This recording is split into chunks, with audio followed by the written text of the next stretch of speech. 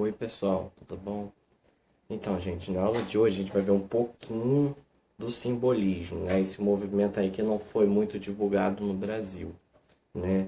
Vamos lembrar que o simbolismo ele é contemporâneo do parnasianismo, do naturalismo, do realismo e do romantismo, né? Bom, gente, o simbolismo brasileiro ele tem início em 1893 com a publicação de dois livros, que foi o quê? Missal e Broquéis. Broquéis era do Cruz de Souza. Agora, o Missal é um texto, acho que escrito em prosa, se eu não me engano, e missal significa algo relacionado à igreja, né? Broquéis já é algo ligado à guerra, se eu não me engano, né? Eu acho que se eu não me engano, acho que vem do grego, significa, acho que qual o nome daquele negócio? Escudo, sabe? Que os espartanos usavam, tal, naquela guerra. Enfim, e é isso, tá ok? E qual é a característica aí principal do simbolismo, né? No caso, o simbolismo, ele é algo assim muito vago, sabe? Ele busca uma volta ao subjetivismo e por isso mesmo que ele não foi muito divulgado no Brasil, entendeu? Porque as pessoas estavam muito ligadas ainda ao parnasianismo, né, e tal. O parnasianismo já é algo mais objetivo e o pessoal estava meio cansado dessa questão do subjetivismo, né? Que estava presente lá no romantismo, lembra que eu abordei com vocês o romantismo? Então, mas só que esse subjetivismo ele vai se diferenciar do subjetivismo que a gente viu lá no romantismo. E por quê? Porque o subjetivismo lá do simbolista, né, agora, é algo mais profundo, sabe? É algo mais espiritual, né? E isso vai influenciar numa outra característica dele, entendeu? Então, simbolismo é basicamente isso, é sugestão, né? Tudo é muito vago, tudo é muito impreciso, entendeu? Aí eu separei algumas características para a gente abordar, tá bom? E algumas poesias também que a gente vai ler um pouquinho, tá ok? Então, gente, como primeira característica do simbolismo, nós temos o espiritualismo e o misticismo, né? O espiritualismo é ligado à alma, né? O eu profundo, e o misticismo, né? O misticismo era o quê? Era algo ligado à religião, né? Alfonso de Guimarães ele usa muito isso, essa questão, né? Algo ligado à religião, né? E tal. Por isso que ele é místico, né?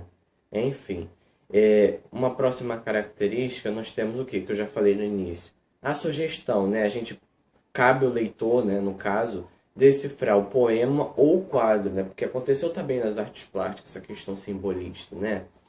Agora, na poesia também, a gente lê a poesia e cabe a gente interpretar o que, é que o autor está querendo dizer com aquelas palavras, entendeu? Por isso que é muita sugestão e influenciando na próxima característica, a imprecisão, né? Quando você é preciso, você diz objetivamente o que, é que você quer, né?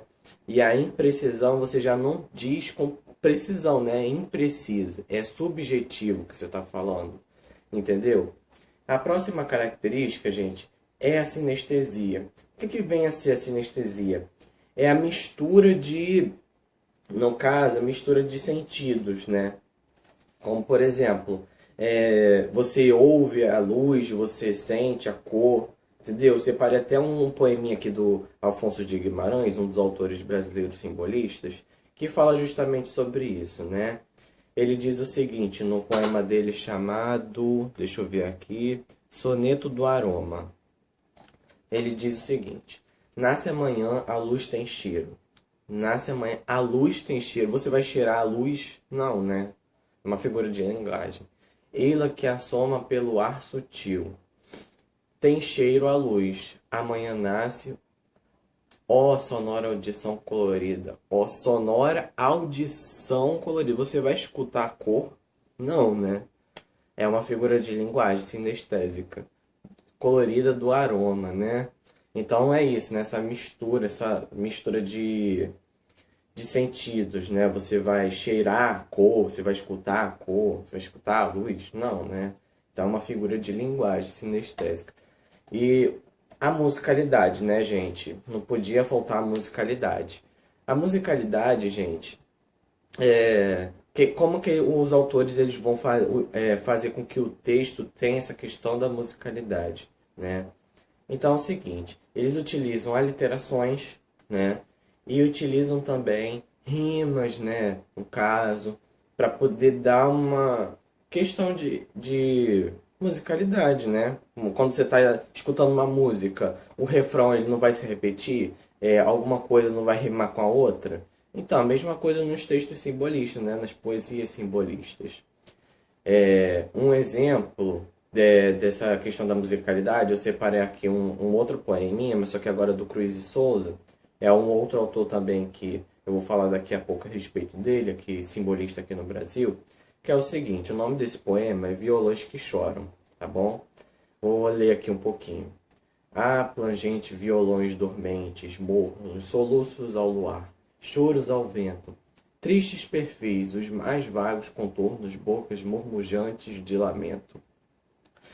Quando os sons dos violões vão soluçando, quando os sons dos violões nas cordas gemem, e vão dilacerando e deliciando, rasgando as almas que nas sombras temem.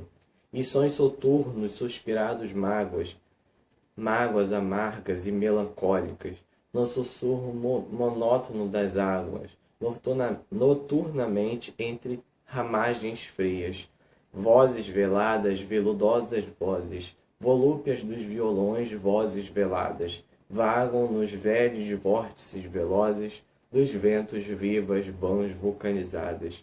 Tudo nas cordas dos violões ecoa, e vibra e se contorce no ar, convulso. Tudo na noite, tudo clama e voa, sob a febril agitação de um pulso. Viu que na estrofe anterior eu fiquei repetindo o som do V toda hora? Vozes veludas, veludosas vozes. Então, por quê? Porque essa também é uma questão da característica que eu falei, da musicalidade. E o que significa essa repetição de vogais, no caso da letra V? É a aliteração. A aliteração nada mais é do que a repetição de vogais, né, de sons consonantais. E nós temos a assonância, que já é o contrário. A assonância é a repetição de fonemas vocálicos, entendeu? E também muito presente também nos poemas simbolistas. Tá ok? Então, gente, os principais autores dessa... Já ia falando dessa geração romântica. Eu falo tanto de geração, de modernismo, que eu até me confundo. Do simbolismo foi quem? Cruz e Souza e Alfonso de Guimarães. Cruz e Souza, ele era um parnasiano, mas ele deixou o parnasianismo para se dedicar ao simbolista, né? O simbolismo, no caso. E quais eram os textos dele frequentes, né? Sempre, o que aparecia nos textos dele? Ele fazia muito referência ao branco, né? Talvez porque ele fosse negro, sofresse muito com questão do preconceito, né? Do racismo. Então, brancura, né? O branco, né? Ele sempre aparece nos textos do Cruz e Souza, entendeu?